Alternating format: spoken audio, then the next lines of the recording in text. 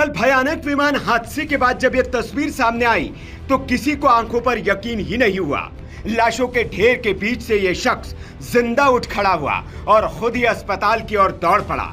शरीर पर महज कुछ खरोंचे थी, पैर में हल्की सी मोच, लेकिन जिंदा। उस हादसे का एकमात्र चश्मदीद जिसने मौत को करीब से गुजरते हुए देखा, आखिरी वक्त की चीखों को सुना और मौत को महसूस किया। लेकिन इसकी किस्मत इतनी जोरों पर थी कि मौत को भी इसके दर से खाली हाथ लौटना पड़ा।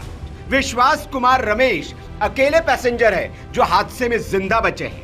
लेकिन यह अकेला चमत्कार नहीं है, एक और चमत्कार हुआ है, और यह चमत्कार हुआ है इस लड़की के साथ। नाम है भूमि। यह भी उन लाशों के ढेर के बीच होती अगर चमत्कार न होता। लड़की ने कहा कि उसे गणपति बप्पा ने बचा लिया है। कैसे इस लड़की की बची जान? कौन था जो इसके लिए बनकर आया देवदूत? और क्या चमत्कार हुआ जिसने इसकी मौत की टाइमलाइन को बदल कर रख दिया?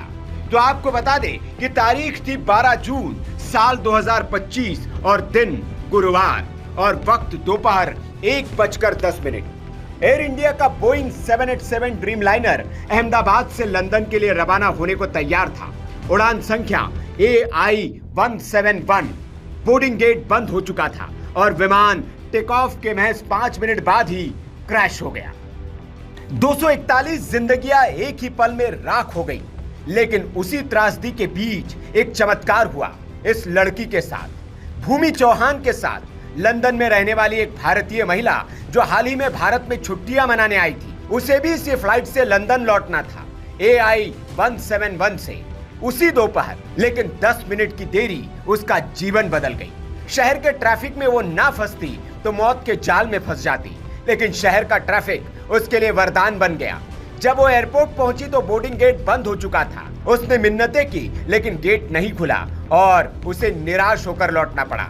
लेकिन जैसे ही वो एग्जिट गेट से बाहर निकली और मोबाइल देखा तो देखकर सन्न रह गई। उसके पैरों तले से जमीन खिसक चुकी थी।